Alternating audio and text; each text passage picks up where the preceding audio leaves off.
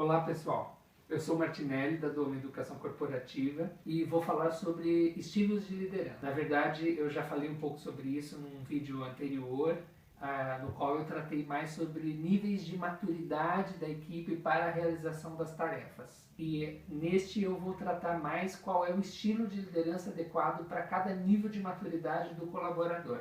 Então, os autores dessa teoria, que é o Paul Hersey e o Ken Blanchard, eles descreveram 4 estilos de liderança. Estilos de liderança 1, 2, 3 e 4, que devem ser utilizados conforme o gestor lê a sua equipe, percebe qual é o nível de maturidade de cada componente da sua equipe para cada tarefa a ser executada.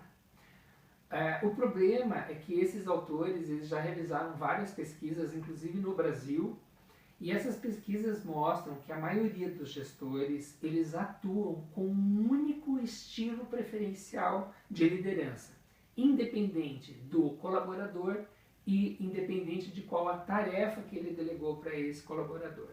Ou seja, ele não consegue adaptar o seu estilo de liderança a uma necessidade que esse colaborador tem para a realização daquela tarefa. Ou um líder mais eficaz, ele vai conseguir fazer essa leitura do nível de maturidade e adaptar deliberadamente o seu estilo de liderança a esse nível de maturidade do colaborador. Vamos falar então sobre esses 4 estilos. O primeiro estilo de liderança, ele é mais adequado para o nível de maturidade 1, obviamente.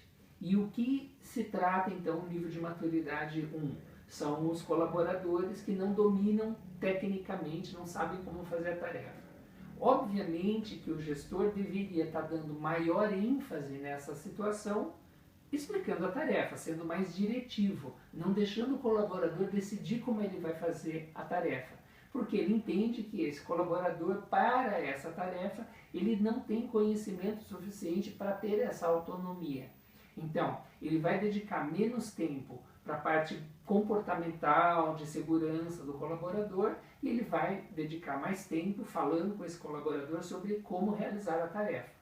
Até mesmo porque é desta maneira, entendendo como faz a tarefa, que esse colaborador vai até se sentir mais seguro para isso. Com o passar do tempo, esse colaborador provavelmente vai começar a dominar mais essa tarefa, vai entender melhor como faz, mas ele ainda vai ficar um bom período de tempo sem saber lidar com situações mais complexas que envolvem essa tarefa. Por exemplo, aconteceu um problema na tarefa, ou o cliente, o demandante dessa tarefa, ele vem com um pedido diferente do normal, do habitual. Então, o colaborador, numa curva de aprendizagem ainda dessa tarefa, ele provavelmente não vai saber como resolver essa nova situação. Ele ainda vai precisar recorrer ao seu gestor. Então, este é um momento em que o gestor deveria estar utilizando o estilo de liderança 2. O que é o estilo de liderança 2? Ele ainda dá grande ênfase a falar sobre a tarefa, a explicar o como, a dirigir o colaborador, como no estilo 1. Mas esse gestor deveria usar neste momento também uma preocupação com a parte de comportamento do colaborador. Seria um momento bastante adequado para mostrar para esse colaborador que ele já está começando a andar com as próprias pernas, que ele já está conseguindo resolver uma série de coisas sozinho, para que esse colaborador se sinta mais motivado em acabar de aprender essa tarefa e realizá-la com autonomia, com segurança. E como seria quando o meu colaborador se encontra no nível de maturidade 3? Como eu, gestor, deveria agir em relação a ele?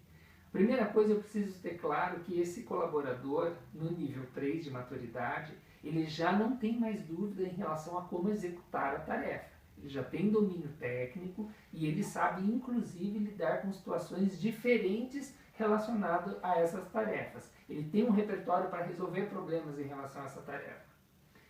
Mas, talvez ele mesmo assim não performe como você gostaria, mas por aspectos comportamentais. Esses aspectos comportamentais podem estar relacionados a insegurança para fazer a tarefa ou falta de engajamento. Ele não está dando o máximo dele. Então, esse gestor, percebendo que é isso que está acontecendo, ele deveria ter uma atuação dando maior ênfase à parte comportamental e não falando sobre a tarefa. Se esse colaborador ainda não está realizando, não adianta ele sentar com o colaborador e ficar explicando de novo como é que faz a tarefa, porque não é esse o problema. Ele deveria sim estar fazendo uma atuação voltada a resolver questões mais emocionais do colaborador. Se essas questões são relacionadas à insegurança, ele deveria ter uma atuação fazendo com que esse colaborador percebesse que ele já domina e que ele pode andar com as próprias pernas. Agora, se o problema é de comprometimento do colaborador, esse colaborador não está dando tudo que pode, porque talvez a tarefa já não tenha mais tanto significado para ele, ele já perdeu aquele brilho inicial, né, de uma tarefa nova, de novidade, então ele acaba se sentindo um pouco desmotivado, esse gestor deveria estar ajudando o colaborador a ressignificar a tarefa, a entender a importância dessa tarefa para a organização, como é que ela impacta, caso ela não seja bem realizada, para a empresa ou para outros colaboradores que vêm na sequência da execução dessa tarefa. E aí, o que todo gestor deseja que aconteça com todos os colaboradores é que esses colaboradores, em um determinado momento, virem um M4. O que quer dizer um M4? M4 não quer dizer que o colaborador é um alta performance, ele está tendo a maior performance possível, esperada dentro daquela tarefa. Quer dizer simplesmente que ele a executa com precisão e com responsabilidade. Então, o M4 ele não tem mais problemas em relação à parte técnica da tarefa e ele também não tem nenhum tipo de problema de comportamento em relação à execução dessa tarefa. Ou, em outras palavras, ele se sente seguro e ele se sente comprometido para realizar a tarefa de uma maneira correta.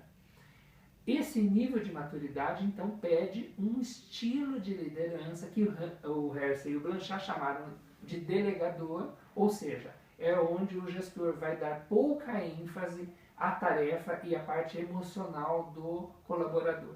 O colaborador anda de uma maneira mais autônoma, não exige tanto que o gestor esteja microgerenciando para que a tarefa seja realizada. Ok, pessoal, então se vocês conseguirem identificar, diagnosticar o nível de maturidade do seu colaborador para cada tarefa e conseguir adaptar deliberadamente o teu estilo de liderança para essa necessidade do colaborador, provavelmente esse colaborador terá uma curva de aprendizagem para cada tarefa acelerada e vai conseguir então desempenhá-la de maneira satisfatória e, o mais importante, sem depender tanto de você.